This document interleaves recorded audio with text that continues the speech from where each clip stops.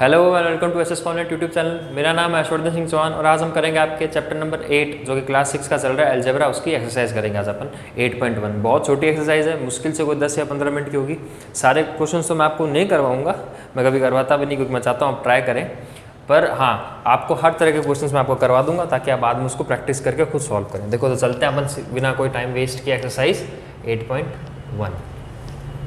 Exercise अपन कौन सी कर रहे हैं 8.1। अब देखो क्या करना है एक्सरसाइज 8.1। क्वेश्चन नंबर फर्स्ट की बात करते हैं। फर्स्ट नंबर क्वेश्चन क्या कर रहा है, right an algebraic expression for the following. आपको एल्जेब्रिक एक्सप्रेशन लिखना है। आपको क्या लिखना है, एल्जेब्रिक एक्सप्रेशन लिखना है। यानी आपको एक पूरा स्टेटमेंट दिया है, उसको आपको एल्जेब्रिक एक्सप्रेशन में कन्वर्ट करना है। कैसे, देखो क्या लिखा है। फर्स्ट क्या कह रहा है, b is multiply by b is multiply by 50, b is multiplied bye 50। तो आप क्या करोगे, b इज मल्टीप्लाइड बाय 50। इसको मैं ऐसे भी लिख सकता हूँ। कैसे लिख सकता हूँ, क्योंकि न्यूमेरिकल वैल्यू पहले आती है इसलिए न्यूमेरिकल वैल्यू पहले लिखेंगे और b का b यानी 50b। ऐसे ही दूसरा देखो, ये तो फर्स्ट का ये हो गया। एक और देखो फर्स्ट का मैं b बताता हूँ आपको। b क्या लिखा हुआ है, 18 डिवाइडेड बाय, देखो 18 डिवाइडेड बाय आ गया यहाँ पे, पिछला वीडियो याद है ना, 18 डिवाइडेड बाय y, तो by a, 18 divided by a। तो क्या लिखेंगे इसको, 18 डिवाइडेड बाय a या फिर 18 अपॉन में a। ठीक है ना। एक और करते हैं, देखो इसी का आपको d करवाता हूँ मैं। फर्स्ट का d क्या कह रहा है, the difference between x and y, the difference, यहां पे एक नई चीज सीखेंगे इसके अंदर अपन, difference between x and y, x और y के बीच का डिफरेंस निकालना है। डिफरेंस का मतलब क्या होता है, देखो प्रोडक्ट का मतलब होता है मल्टीप्लाई, बाय यूज होता है डिवाइड के लिए ज्यादातर, ठीक है ना। सम यूज होता है एडिशन के लिए और डिफरेंस यूज होता है सब्ट्रैक्शन के लिए। तो डिफरेंस का मतलब क्या, आपको इनको सब्ट्रैक्ट करना है। अब यहाँ पे कंडीशन दी हुई है आपको। कंडीशन क्या है कि x छोटा है y से, x क्या है, छोटा है y से। जब आपको कंडीशन दी होती है ना, तो जो भी नंबर बड़ा, अब बताओ x और y में बड़ा कौन है, y बड़ा है, तो जो भी नंबर बड़ा होता है उसको आप लिखोगे आगे और जो भी नंबर छोटा है उसको लिखोगे आप पीछे। और आपको जो भी मैथमेटिकल ऑपरेशन दे रखा है उसको आप क्या कर दोगे, लगा दोगे। तो डिफरेंस का मतलब क्या हो गया, माइनस, तो लिख दिया आपने। तो क्या हो गया, difference between x and y where y is greater than x, तो क्या हो जाएगा y माइनस एक्स। अगर यहीं पे ये होता x is greater then y तो क्या लिखते आप, x माइनस y। और यहाँ डिफरेंस की जगह एडिशन होता तो आप क्या लिखते हैं, x प्लस y। ठीक है, तो ये चीज़ आपको समझानी थी मेरे को। हालांकि मैं पिछले वीडियो में समझा सकता था, फिर मैंने सोचा यार क्वेश्चन में करवाएंगे अच्छा रहेगा, तो ये मैंने आपको क्वेश्चन में करवा के समझा दी ये चीज़, इसका ध्यान रखना आप। देखो अब आगे एक और करते हैं फर्स्ट क्वेश्चन का।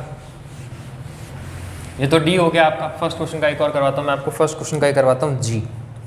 फर्स्ट क्वेश्चन का क्या कराता हूँ मैं आपको, जी क्या कह रहा है, 5 टाइम्स, ये 5 लिखा है ध्यान रखना, एस नहीं है, ये आपके सर की राइटिंग बहुत बुरी है। 5 time x is greater is taken away from 10। Taken away का मतलब, देखो टेकन अवे ना एक फ्रेजल वर्ब है। टेकन अवे एक फ्रेजल वर्ब है, इंग्लिश के अंदर, ग्रामर के अंदर यूज होती है। आप आपको सारे फ्रेजल वर्ब क्या है, मैथ पढ़ाते पढ़ाते इंग्लिश पढ़ाने लगे। देखो थोड़ी सी चीज़ समझ लो, फ्रेजल वर्ब क्या होता है, जब दो इंग्लिश वर्ड्स आपस में मिलते हैं तो उससे एक नया वर्ड बनता है, नया मतलब निकलता है, उसको अपन बोलते हैं फ्रेजल वर्ब। तो यहाँ पे टेकन का मतलब कुछ और होता है, अवे का मतलब कुछ और होता है। टेकन मतलब होता है लेना, अवे मतलब दूर कर देना, दूर जाना। तो इस दोनों को मिलाने का मतलब क्या हुआ कि दूर कर लेना या फिर सब्ट्रैक्ट कर लेना या फिर कुछ कम होकर देना।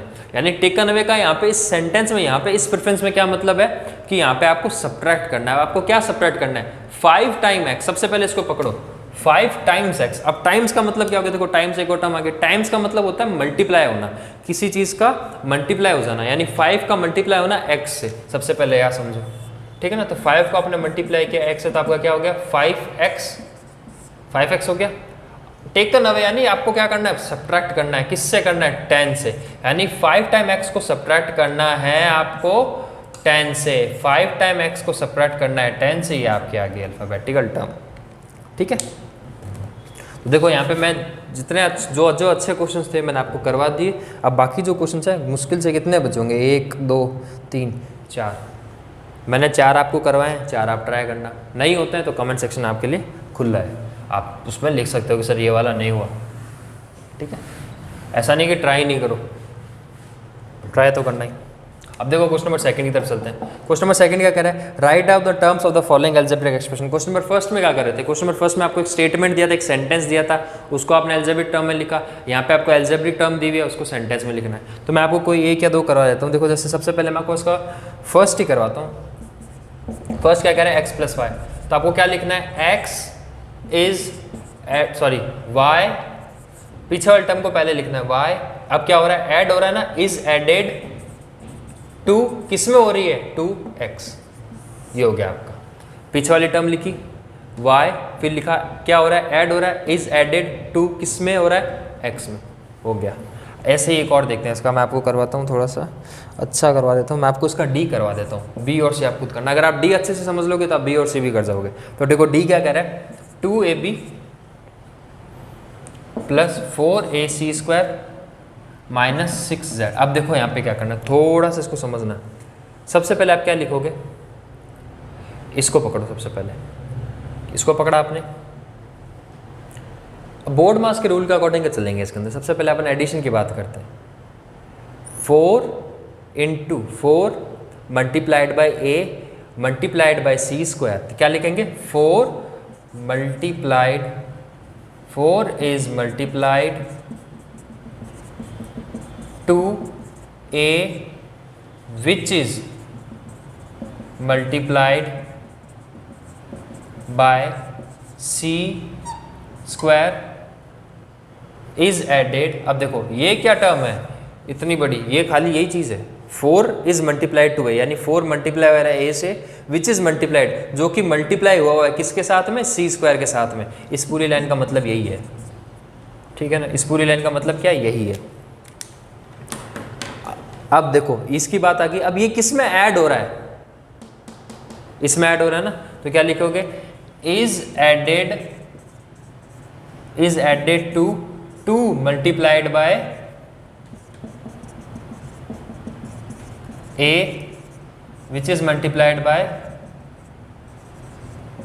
थोड़ा बड़ा है पर अच्छा है, बाय b इज सब्ट्रैक्टेड। अब देखो ये आपने ये जो टर्म लिखी ना, 2 multiplied by a which is multiplied bye b is subtracted.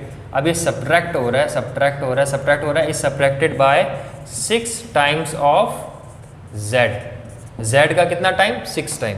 तो ये देखो ये आ गई टर्म, पूरा आ रही है ना ये, ठीक है। तो आपको ऐसे लिखना है इसको। बाकी दो ये सबसे बड़ा था, सबसे अजीब सा था, मैंने करवा दिया। बी और सी में खाली 2 टर्म्स ही हैं, तो आप उसको आराम से कर लेना, ठीक है। तो अब चलते हैं क्वेश्चन नंबर 3 की ओर। क्वेश्चन नंबर 3 बहुत ईजी क्वेश्चन है।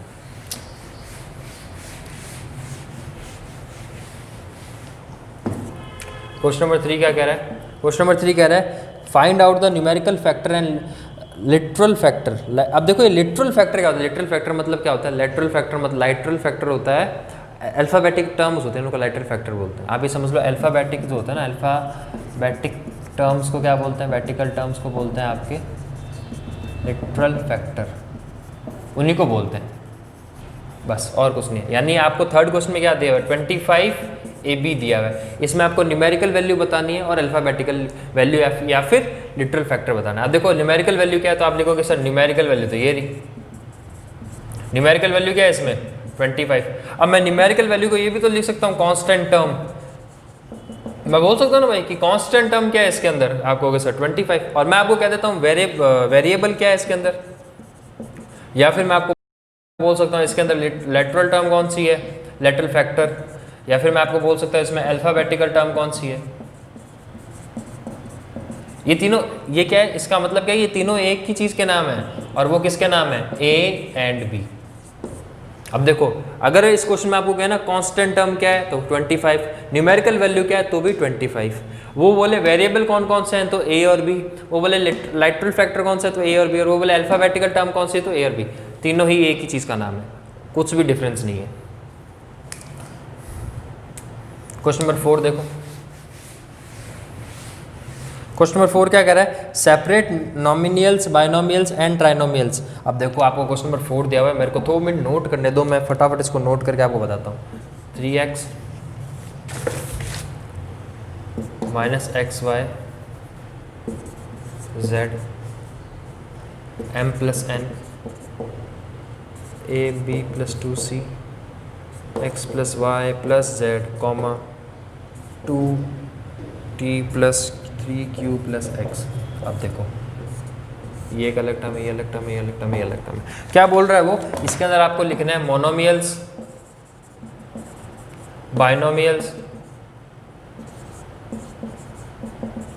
और ट्राइनोमियल से बोला है क्या, ट्राइनोमियल से बोला है,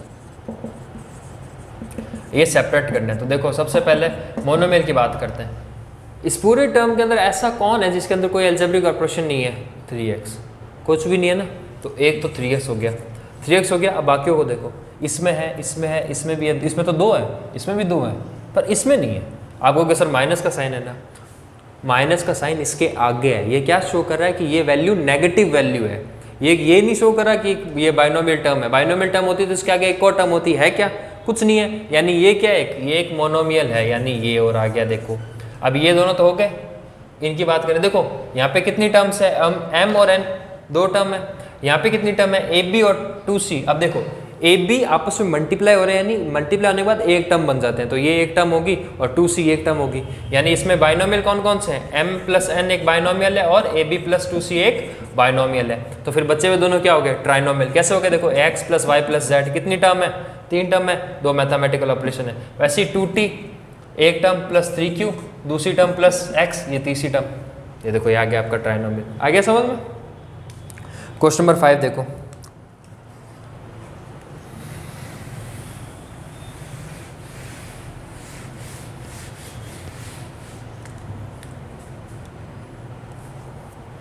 क्वेश्चन नंबर 5 क्या कह रहा है, आपको बताना है कि इनमें से कौन सा ग्रुप है जो लाइक है और कौन सा अनलाइक टर्म है। तो देखो मैं आपको लिख के बताऊंगा इतना सारा, इससे बढ़िया मैं बताता हूँ। देखो ए क्या कह रहा है, ए कह रहा है, ए के अंदर क्या क्या दिया है आपको, 3a 8a और माइनस का 6 है, ये ए कह रहा है। तीनों के अंदर अल्फाबेटिकल टर्म क्या है, सेम है ना, तो ये क्या हो गया, लाइक हो गया। वैसे ही बी देखोगे ना आप, तो बी में आपको क्या दिया है, 6b माइनस का 4x और 9x दिया हुआ है ना। अब देखो तीनों में अल्फाबेट्स अलग अलग है भाई, इन 2 में तो समय पर तीसरे में अलग हो गया ना, तो ये क्या होगी, अनलाइक होगी। सब में अगर 4 टर्म है तो चारों में सेम होना चाहिए, 3 टर्म है तो तीनों में सेम होना चाहिए, 2 है तो दोनों में सेम होना चाहिए। इसमें 3 थे पर 2 में तो सेम थे, पर तीसरे में नहीं था, इसलिए क्या होगी, ये अनलाइक। ऐसे ही देखो सी क्या कह रहा है इसका, ये तो बी हो गया।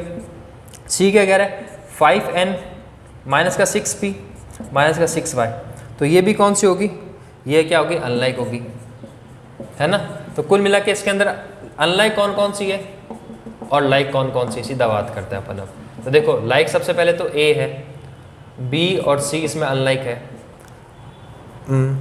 डी भी इसके अंदर अनलाइक है, ई इसके अंदर लाइक है और आपके एफ भी जो है इसके अंदर लाइक है। तो ये 3 लाइक है, ये 3 अनलाइक है, ठीक है। ये आपका क्वेश्चन नंबर 5 हो गया। लाइक और अनलाइक कैसे पता लगा, अल्फाबेटिक सेम है ना, अल्फाबेटिकल वैल्यू, तो ये लाइक है और नहीं है तो अलग है, ठीक है। और अगर अच्छे समझ लो तो पिछला वाला जो वीडियो है ना वो देख लें, जिसमें मैंने आपको इसके सारे बेसिक्स बताएं। अब देखो क्वेश्चन नंबर 6 क्या कह रहा है। क्वेश्चन नंबर 6 कह रहा है, which of the following is an alphabetical expression, which of the following is an algebraic expression. इनमें से कौन सा है जो एक एल्जेब्रिक एक्सप्रेशन है। क्वेश्चन नंबर 6 क्या कह रहा है, तो दोनों ही है। x भी एक एल्जेब्रिक एक्सप्रेशन है क्योंकि अल्फाबेटिकल टर्म है ना, मोनोमियल है, ये एक क्या है, मोनोमियल है। और यानी a भी एक एल्जेब्रिक एक्सप्रेशन है और b क्या है, b भी एक एल्जेब्रिक एक्सप्रेशन है, तो दोनों ही है, x भी है और ये भी है। क्वेश्चन नंबर 7 क्या कह रहा है, rearrange the following term in ascending order of the power. 7 के अंदर आपको क्या करना है, असेंडिंग ऑर्डर ऑफ पावर के अंदर आपको इसको रीअरेंज करना है। तो मैं एक काम करता हूँ, आपको मैं इसके अंदर 7th का फर्स्ट करवा देता हूँ और बी समझा दूंगा आपको कैसे करना है, ठीक है ना। तो देखो फर्स्ट क्या कह रहा है, आपको फर्स्ट कह रहा है x, मैं 2 मिनट नोट कर लेता हूँ। क्वेश्चन x की पावर 7, x की पावर 4, x की पावर 3, x की पावर 13 है वो, x की पावर 11, x की पावर 2। अब देखो इनको असेंडिंग ऑर्डर में अरेंज करना है। असेंडिंग ऑर्डर का मतलब क्या होता है, छोटे से बड़ा। तो जो इनसे सब में सबसे छोटा है वो सबसे पहले आएगा और जो सबसे बड़ा है वो सबसे लास्ट में आएगा। अब कैसे पता करें, कुछ नहीं करना, बेस सेम है ना, और एक्सपोनेंट्स देखो इनके सबके अलग अलग है, सबके अलग अलग है। तो जिसकी एक्सपोनेंशियल वैल्यू सबसे छोटी वो सबसे छोटा, अगर बेस सेम हो ना तो जिसकी एक्सपोनेंशियल वैल्यू सबसे छोटी वो सबसे छोटा। तो सबसे छोटी एक्सपोनेंशियल वैल्यू कौन सी है, ये। तो सबसे छोटा कौन, x की पावर 2। उसके बाद में इससे बड़ा कौन, x की पावर 4। उससे बड़ा कौन, x की पावर 7। उससे बड़ा कौन, x की पावर 11। और सबसे बड़ा कौन, x की पावर 13। ये आपका सॉल्यूशन हो गया। एक्सपोनेंशियल वैल्यू देखनी, अगर बेस सेम हो ना तो एक्सपोनेंशियल वैल्यू देखनी होती है। अब आप देखोगे कि सर इसके अंदर जो क्वेश्चन नंबर बी है, इसका जो क्वेश्चन नंबर बी है, मैं करवा नहीं रहा, समझा रहा हूँ, इसका आंसर आप खुद लिखेंगे कमेंट के अंदर। तो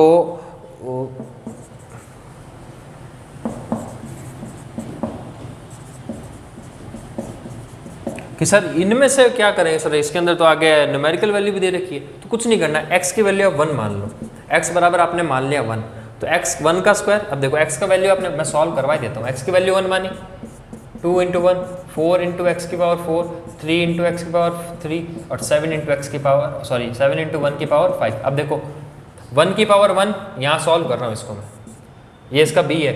1 की पावर 1 का स्क्वायर 1 तो 5 का 5 आ गया, 2 इंटू 1 तो 2 आ गया। 1 की पावर 4 कितना होता है 1, और 4 इंटू 1 4। ऐसी 1 का क्यूब क्या होता है 1 इंटू 3 3।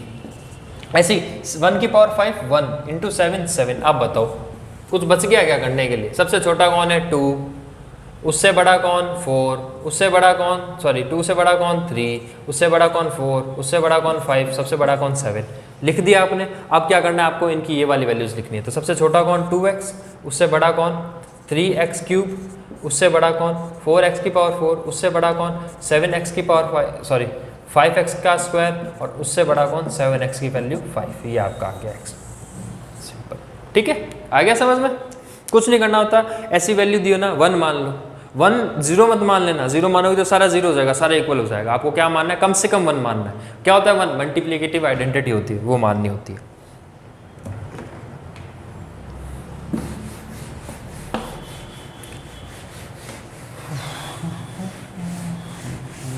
क्वेश्चन नंबर 8 देखो, क्वेश्चन नंबर 8 क्या दिखा रहा है। 8 मैं आपको सारा नहीं करवाऊंगा, मैं 8 में आपको सिर्फ 2 ही करवाऊंगा, और मैं 2 करवा देता हूँ आपको। देखो इसमें क्या कह रहा है, आपको एक्सपोनेंशियल फॉर्म में लिखना है। तो देखो मैं सबसे पहले तो इसका आपको 8 का a करवाता हूँ। 8 का a क्या कह रहा है, a into a into b into b. अब देखो a कितने हैं इसमें, a कितने हैं 2, मल्टीप्लाई किससे हो रहा है b से, b कितने हैं 2।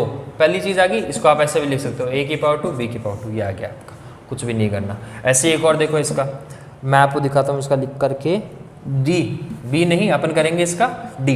डी क्या कह रहा है, P Q into P Q into P Q. अब देखो यहाँ पे पी कितने हैं, पी कितने हैं 1 2 3, पी कितने हैं 3, और क्यू कितने हैं 1 2 3, तो क्यू भी कितने हैं 3। अब आप इनको अलग अलग नहीं लिखेंगे, क्यों नहीं लिखेंगे, क्योंकि दोनों आपस में पहले से ही मल्टीप्लाई में। तो पी भी 3 क्यू भी 3, तो क्या हो गया पी क्यू पूरा कितना हो गया, पी क्यू पूरा हो गया 3। ये आपका आंसर आ गया। ऐसे ही आप इसके बाकी सी डी देखो, ए बी और सी तो इसको बिल्कुल लीजिए। बी तो ये है, देखो इसका बी क्या है, 8 का बी क्या कह रहा है, 8 का बी कह रहा है ये ए into a into a into a into ए। बताओ ये इसका बी है, इसलिए नहीं करवाया। कितनी टाइम्स आ रहा है ए, 1 2 3 4 5 टाइम्स ए आ रहा है। ऐसा ही इसका सी है, पर इसका ई अच्छा है और ई इसकी तरह है, तो मैंने आपको बता दिया कैसे करना है। ठीक है, मैं आपको हर तरह के क्वेश्चन करवा देता हूँ, मैं तो चाहता हूँ आप उसके जैसे क्वेश्चन ट्राई करो। ठीक है, तो अब आपका लास्ट क्वेश्चन है इसका, जिसका मैं सिर्फ एक करवाऊंगा आपको, बाकी आप 2 जो है आप खुद करेंगे, और उसको देखने के बाद आपको कि सर मत कराओ, ये हम खुद कर लेंगे। बहुत ईजी है, बताता हूँ। देखो क्या है क्वेश्चन नंबर 9 क्या कह रहा है इसका। क्वेश्चन नंबर 9 कह रहा है right the following in expanded form. Expanded form का मतलब क्या है, मैं आपको इसका करवा रहा हूँ, बी करवा रहा हूँ 9th का। बी क्या कह रहा है, पी की पावर 5। इसको एक्सपेंडेड फॉर्म में लिखने का क्या मतलब है, पी कितनी बार है 5 बार, into P into P into P into P. P को 5 बार लिखना है, 1 2 3 4 5, और मल्टीप्लाई का साइन लगाना है। वैसे ही इसका ए क्या कह रहा है, इसका ए कह रहा है ए की पावर 4, तो क्या लिखोगे ए into a into a into a into A. Last इसका जो है ना सी, वो आप खुद करेंगे, वो क्या है पी की क्यू की पावर 3, ये आप खुद करेंगे। ठीक है, देखो यहाँ पे आपकी एक्सरसाइज 8.1 कंप्लीट हो जाती है। तो आप क्या करेंगे, 8.1 करेंगे अच्छे से, एग्जाम्पल्स हैं नहीं इसके अंदर, तो जो भी इसके बेसिक मैंने आपको समझाए हैं वो अच्छे से आप बुक्स में देखेंगे, नोट डाउन करेंगे, उनको अच्छे से समझेंगे। कोई भी डाउट आता है मैंने आपको कोई बेसिक समझाया, कोई चीज़ समझ नहीं आई है कि सर एक्सपोनेंशियल टर्म क्या होते हैं, अनलाइक जो भी है, कमेंट सेक्शन आपके लिए खुला है, उसमें जाइए, आप कमेंट कीजिए सर ये चीज़ समझ नहीं आई या ये वाला क्वेश्चन समझ नहीं आया। ठीक है, तो मिलते हैं आपसे नेक्स्ट वीडियो में, करेंगे आगे की एक्सरसाइज, करेंगे आगे कुछ नई चीज़ सीखेंगे। चैप्टर बहुत अच्छा है ये, और अगर कोई बच्चा है जो पीछे रह रहा है, प्लीज़ बेटा, अब तो कुछ दो मतलब इसमें लगभग आधी बुक हो चुकी है, 12 या 13 चैप्टर हैं आपके, ये आपका 7 चैप्टर हो रहा है, तो अब तो आपको आ जाना चाहिए बराबर। कोशिश करो कि जितनी जल्दी हो सके बराबर आए, क्योंकि आगे फिर थोड़े बड़े चैप्टर स्टार्ट होंगे तो उसमें फिर आप बहुत ज़्यादा पीछे रह जाओगे। तो मिलते हैं आपसे नेक्स्ट वीडियो में, तब तक के लिए बाय।